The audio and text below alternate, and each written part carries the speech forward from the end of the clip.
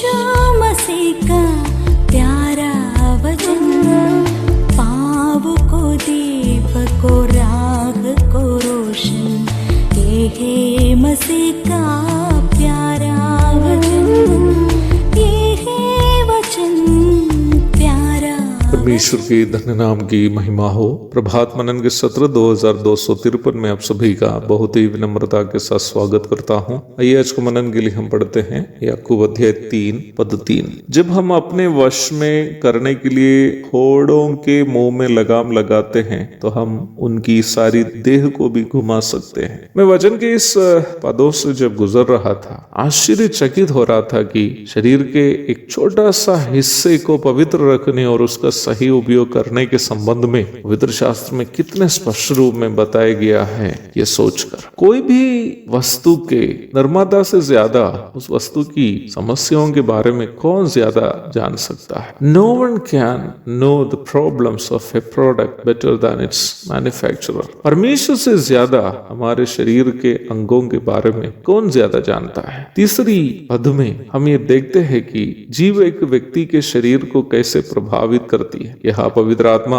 घोड़े का उदाहरण देकर इस सच्चाई को हमें समझाने की कोशिश कर रहा है। घोड़ा वास्तव में एक बहुत ही ताकतवर तथा तीव्र रफ्तार में दौड़ने की क्षमता रखने वाला एक जानवर है। उपलब्ध जानकारी के अनुसार 60 किलोमीटर प्रति घंटा रफ्तार से दौड़ने की क्षमता इसमें है, अर्थात 10 किलोमीटर पार करने के लिए घोड़े को मात्र 10 मिनट ही लगेगा। इसलिए पौराणिक समय से लगभग 19वीं शताब्दी के प्रारंभिक दशा तक घोड़े को युद्ध के लिए उपयोग किए जाते थे। वर्तमान समय में भी भारत सहित कई बड़े देशों की सेना में प्रशिक्षित घोड़ों का उपयोग करने वाला एक विभाग है। घोड़े इतने ताकतवर तथा रफ्तार से भागने वाला एक जानवर होने के कारण से ही कोई भी व्यक्ति उसके ऊपर चढ़कर मनमर्जी से यात्रा नहीं कर पाएगा। जो व्यक्ति घुड़सवारी करने के लिए प्रशिक्षित नहीं है, वो यदि घोड़े पर सवार करने की कोशिश करेंगे तो निश्चित है कि वो घोड़े से फेंका जाएगा। घोड़े से फेंका जाने से गंभीर रूप में घायल भी हो जा सकता है। कहने का तात्पर्य यह है कि घोड़ा एक अत्यधिक लाभकारी जानवर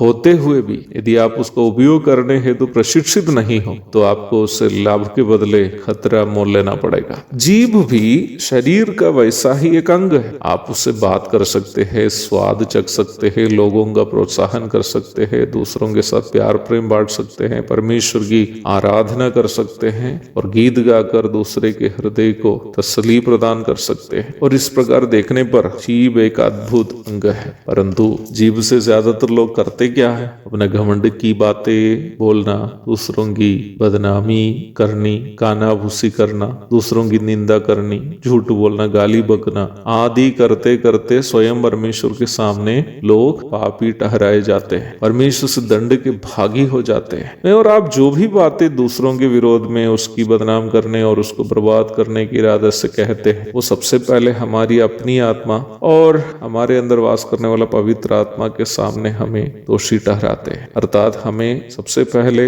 बेईमान साबित करने वाले दूसरे इंसान नहीं होगा, बल्कि हमारी ही आत्मा और परमेश्वर होगा। तो क्या हम जो जुबान का गलत उपयोग करते हैं परमेश्वर के दंड से बच निकलेंगे? कभी नहीं। वचन स्पष्ट रूप में कहता है कि जो निकम्मी बातें मनुष्य कहेंगे, न्याय के दिन वे हरेक उस बात का लेखा देंगे, क्योंकि तू अपनी बातों के कारण निर्दोष और अपनी बातों ही के कारण दोषी ठहराया जाएगा। मत्ती 12 की 36 और 37 पढ़िएगा। कहने का तात्पर्य यह है कि इस प्रकार जो मनुष्य घोड़े को चलाना नहीं जानता, वो यदि घोड़े को चलाने की कोशिश करे तो वो खुद को उससे हानि पहुंचाएगा। ऐसे ही जो मनुष्य अपने जीभ का नियंत्रण वचनानुसार करना नहीं जानता, वो परमेश्वर के सामने अपने शब्दों के कारण दोषी ठहराया जाएगा। एक और शुभ दिन की धन्य कामनाओं के साथ आज का मनन में समाप्त करता हूँ। प्रभु आप सबको आशीष दे। आमीन।